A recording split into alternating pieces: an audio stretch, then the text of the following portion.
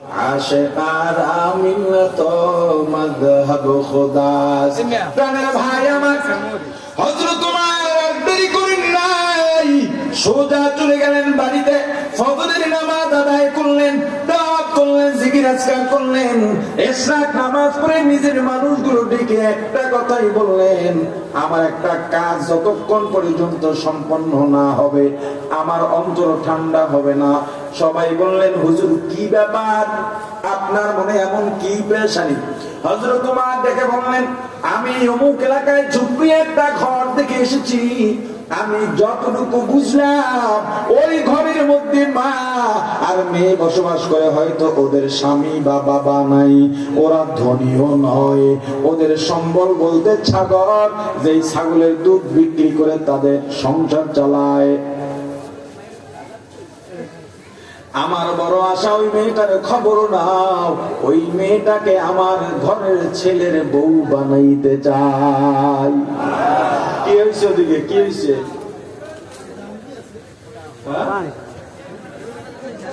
এই জন্য সবাই ওদিকে দেখায়, দেখতো কি অবস্থা, কি দেখো।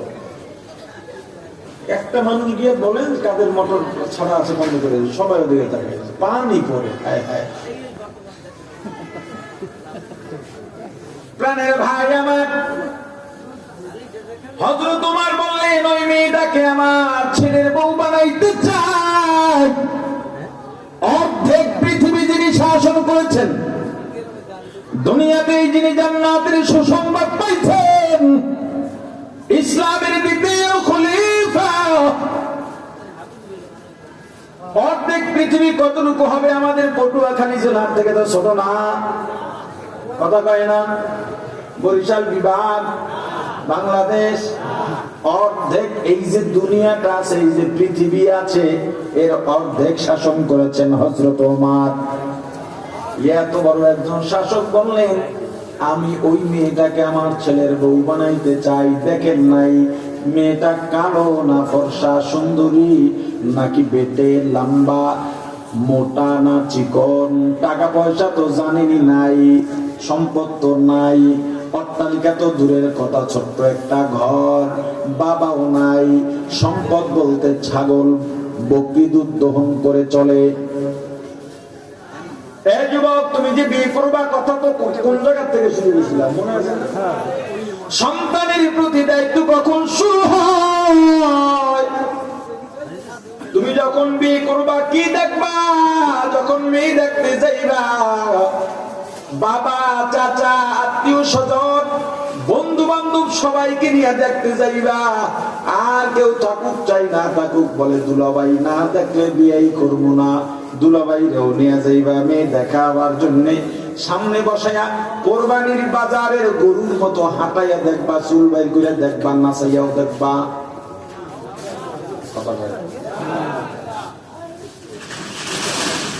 মেয়ে দেখবে কে?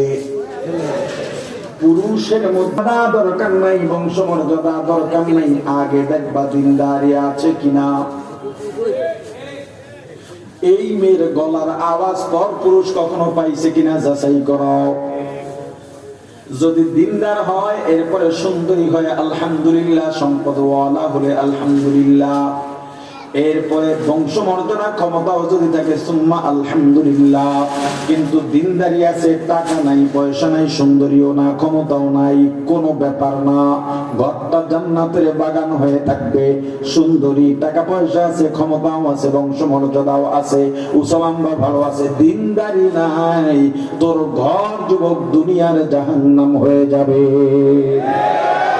হযরত ওমর থেকে শিক্ষা নাও। এরপরে বিয়ে হয়ে গেল। হযরত ওমর নিজের ছেলের জন্য মেয়েটাকে বউ বানাইয়া বাড়িতে আনার পর ঘর থেকে যখন বের হচ্ছেন দিনের দাওয়াত দিতে যান, পুত্রবধূ দরজায় দাঁড়ায় বাবাকে বিদায় জানাইতেছেন, শ্বশুরকে বিদায় জানাইতেছেন। পর্দার আড়ালের মা বোনেরা, একটা শিক্ষা এখান থেকে গ্রহণ করো। যখন তোমার স্বামী, বাবা, ভাই, শ্বশুর ঘর থেকে বের হবে, বের হইয়া যাইতেছে, চোখের আড়াল হওয়ার আগে দরজাটা লাগাইবা না। হ্যাঁ, যদি পরপুরুষ থাকে ভিন্ন কথা, সাথে স্বামী বের হয়েছে, ধান করে দরজা লাগাই দিলে এটা ভদ্রতার পরিচয় নয়।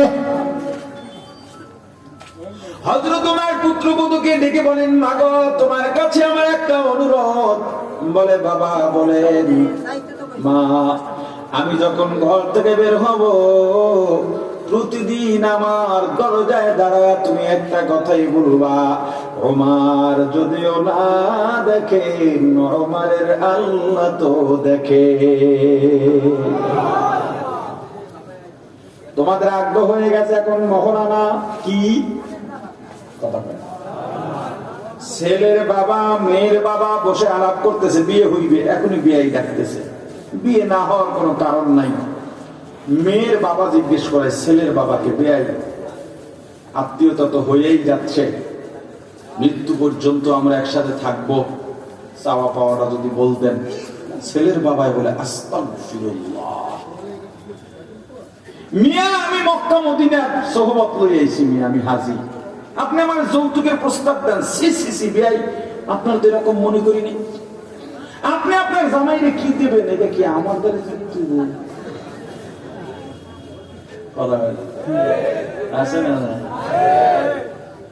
বিয়ে উপলক্ষে শর্ত দিয়া মেয়ের বাড়িতে ছেলের পক্ষ থেকে একটা পান খাওয়া পর্যন্ত যৌতুক। মেয়ের বাবা স্বেচ্ছায় যদি খাওয়ায় ভিন্ন কথা। মেয়ের বাড়ি থেকে তোমার বাড়ি 5 জন গেছে, ছেলের বাবা বলে আমি ছেলের বাবা, আমরা যাবো 10 জন। মেয়ের বাবা যদি বলে আমি 3 জন খাওয়াইতে পারবো, 3 জনের সঙ্গে একটা বাচ্চাও নিয়ে যাইতে পারবা না। নারীর অধিকার বলে কারা দিয়ে দিয়েছে? ইসলাম কি অধিকার দিয়েছে? দেখছো নারীর অধিকার নিয়ে কথা বললে 5 দিন ওয়াজ করা যাবে। ইসলাম কি অধিকার দিয়েছে? ওরা কিসের অধিকার দিয়েছে? ওরা তো নারীদেরকে অধিকারের নাম দিয়ে রাস্তার পণ্য বানায় ফেলাইছে।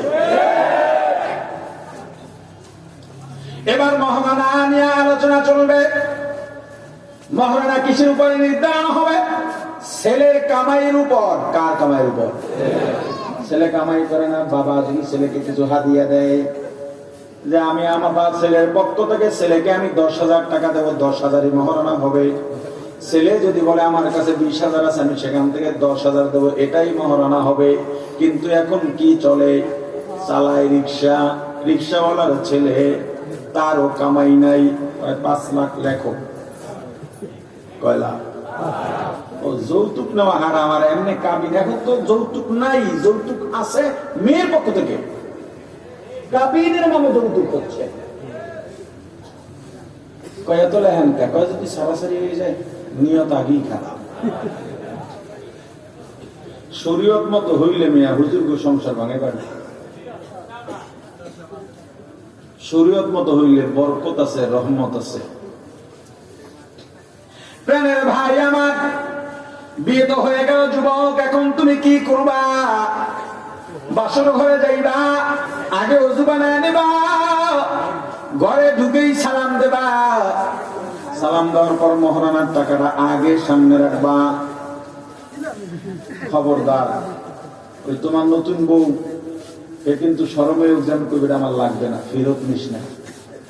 10 বছর পর ঝগড়া লাগলে করবে আমার টাহা, কথা কয় না। এই টাকা তার হক, ফিরে দিলেও নেবা না, দিয়েই দেবা। আমার মা বোনেরা, তোমরাও টাকাটা কোনো আবেগে ফেরত দিও না, বরং না নিলে চাইয়া নাও, এটা তোমার অধিকার, পরবর্তীতে তোমার কাজে লাগবে। বিবিকে জিজ্ঞেস করো ওযু আছে, যদি বলে না, এমন ধমক একটা লাগাবা, এইটারে কয় বিলুই মারা। ওযু নাই কেন? যাও ওযু করে আসো। আর যদি বলে ওযু আছে, নরম কণ্ঠে বিনয় কণ্ঠে বলো, বিবি আমার, তোমার সঙ্গে জীবনে দেখা হয় নাই, তুমি একটা পরিবেশে ছিলা, আমি আর একটা পরিবেশে কালেমার অদৃশ্য বন্ধনে আবদ্ধ হয়ে গেলাম, নতুন একটা জীবন শুরু করতেছি। বিবি চলো, এই জীবনটা আমরা নামাজের মাধ্যমে শুরু করি। এরপরে নামাজে দাঁড়াও। যদি জামাতে পড়ো তাহলে তুমি দাঁড়াবা সামনে, তুমি ইমাম। দৌড়ে আবার ইমাম বানায় না গেছিলে, তোমার স্ত্রীকে পেছনে দাঁড় করাবা, আর যদি জামাত না হয়, দুজনে 2 রাকাত 4 রাকাত নামাজ পড়ে আল্লাহর দরবারে হাত উঠাও। কি দোয়া করবা? রব্বি হাবলি মিনাস সালিহিন,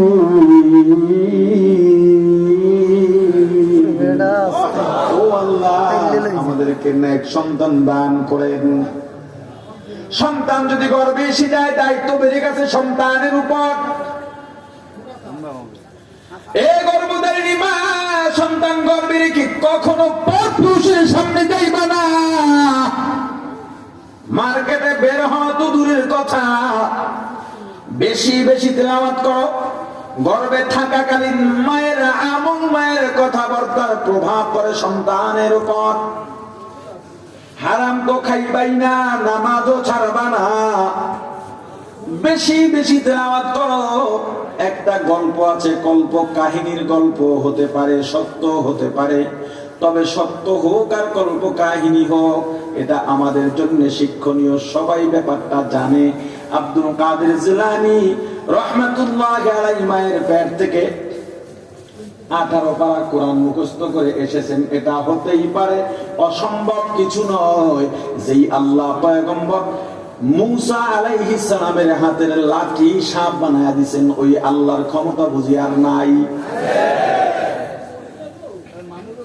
সন্তানকে গর্ভে ধারণ করে কখনো অন্যায় করা যাবে না।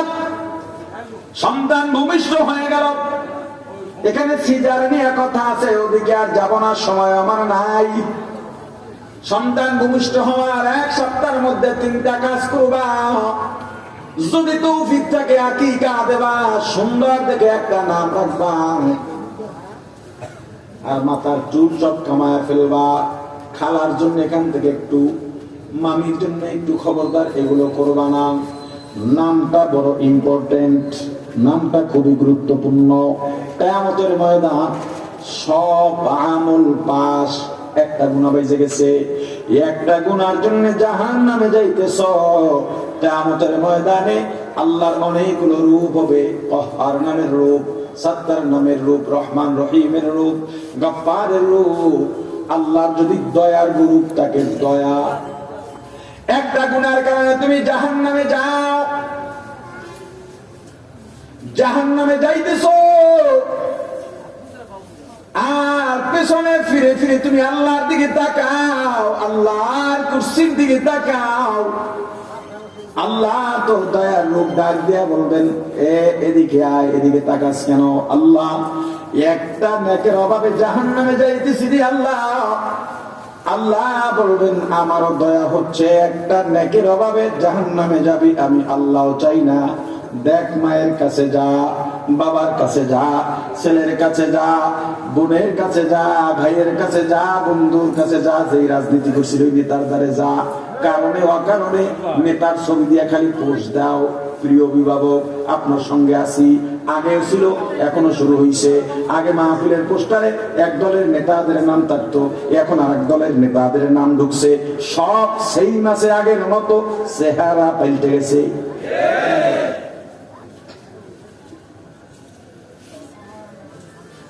বান্দা ডাক দিয়া বলবে, আল্লাহ সবাই ফিরাই দিছে, অনেকে আমাকে চিনেই না। শেষ পর্যন্ত বলবে, বান্দা তাহলে তোমার নাম কি? বান্দা বলবে, আল্লাহ আমার নাম আব্দুল্লাহ, আমার নাম আব্দুর রহমান, আমার নাম আব্দুর রহিম, আমার নাম আব্দুল খালেক, আমার নাম আব্দুর রব, আমার নাম মুহাম্মদ, আমার নাম আহমদ, আমার নাম ঈসা, মুসা, ইউনুস, ইউসুফ, আমার নাম ইসমাইল, আমার নাম ইব্রাহিম, আমার নাম আবু বকর, আমার নাম ওমর, আমার নাম আলী, আমার নাম ওসমান। আল্লাহ বলবেন, ওরে বান্দা আমার নামে নাম, আমার নবীদের নামে নাম, আমার হাবিবের নামে নাম, আমার প্রিয় বান্দাদের নামে নাম। বান্দা যা যা, আমার এই নামের উসিলায় তোকে আমি আল্লাহ নাজাত দিয়া জান্নাতের ফয়সালা করে দিলাম। প্রাণের ভাই আমার, নামটা খুবই গুরুত্বপূর্ণ। সুন্দর দেখে একটা নাম রাখবেন। এরপরে সন্তান আস্তে আস্তে বাড়তে থাকবে। পর্দার মা বোনেরা, ঘরের মধ্যেও সন্তানের সামনে মাথায় কাপড় ছাড়া, ওড়না ছাড়া চলবেন না। সন্তান হলো মাটির মতো, যেভাবে করবেন ওইভাবে গড়ে উঠবে। সন্তানকে যদি আপনি এভাবে চলাফেরা দেখেন, সন্তান বাহিরের মহিলাদেরকেও এভাবে দেখতে চাইবে। সন্তানের সামনে স্বামী স্ত্রী গালাগালি করবেন না, তর্ক করবেন না। সন্তানের সামনে স্বামী স্ত্রী খুনসুটি থেকেও বিরত থাকবেন। সন্তান যখন কথা বলা শুরু করবে, সর্বপ্রথম তাকে শিখাইবেন আশহাদু আল্লা ইলাহা ইল্লাল্লাহু ওয়াহদাহু লা শারীকা লাহু ওয়া আশহাদু আন্না মুহাম্মাদান আবদুহু ওয়া রাসূলুহু। সন্তান আস্তে আস্তে বয়স বাড়লো, 5, 6, 7 বছর হয়ে গেল। 4, 5 বছরে সন্তানকে স্কুল মাদ্রাসায় দেবেন না, এতগুলো বই পিঠের মধ্যে চাপায়া দেবেন, ওর জীবনটা ধ্বংস হয়ে যাবে। আসা যাওয়া করার জন্য দিতে পারেন, পড়ালেখার চাপ দিবেন না, এটার কাছে খেলা মনে হবে। 7 বছর বয়সে লেখাপড়া শুরু করাবেন, কি শিখাবেন?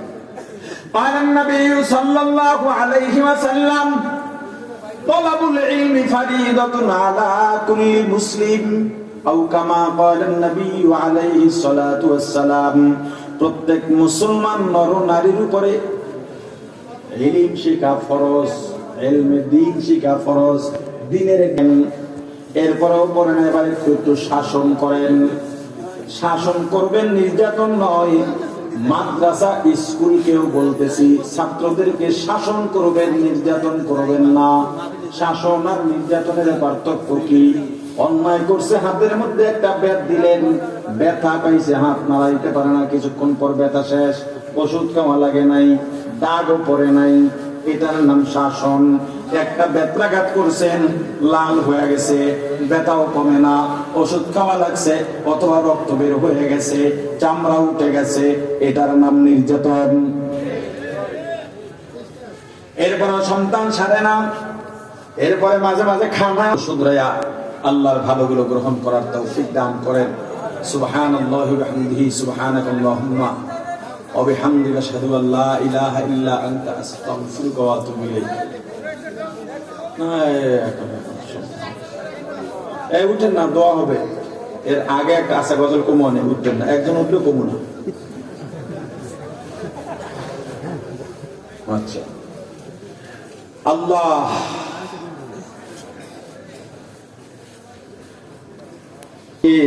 জনতার স্বপ্ন হব, অত্যাচারীর লৌহ কপাট ভাঙতে যাব, ভাঙব তালা প্রয়োজনে জীবন দেব।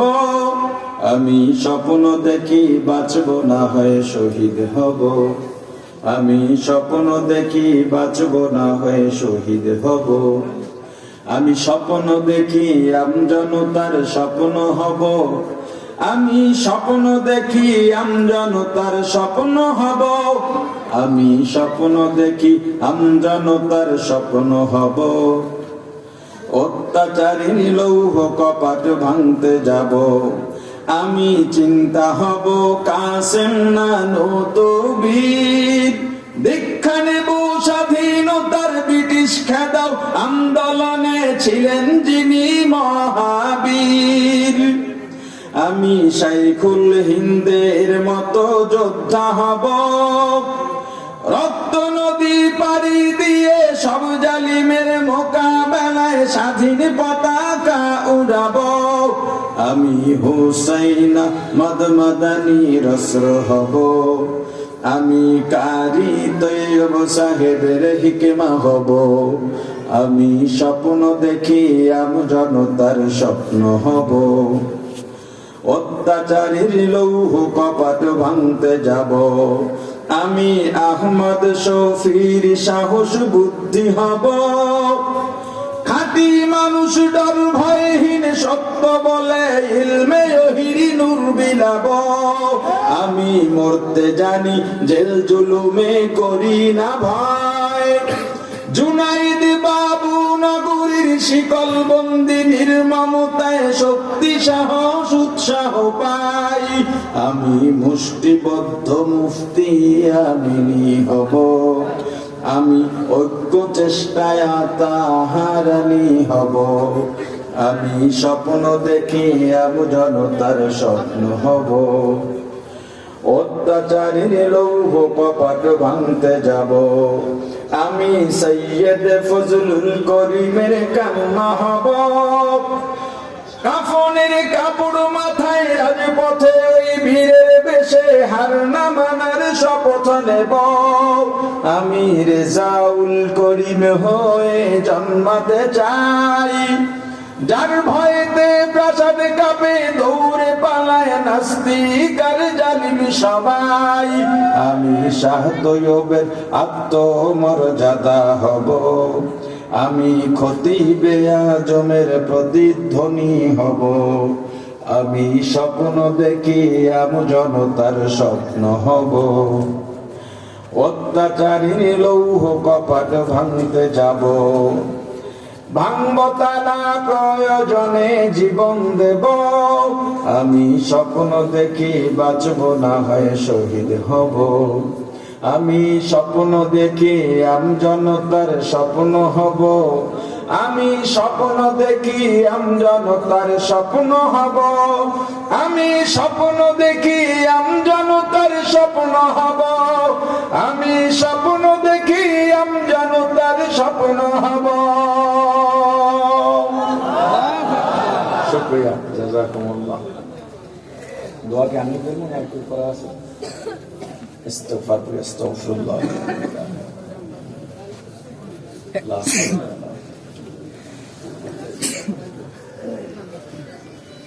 اللهم صل على رسول اللهم انت السلام. ربنا ظلمنا انفسنا وان لم تغفر لنا وترحمنا لنكونن من الخاسرين. ربنا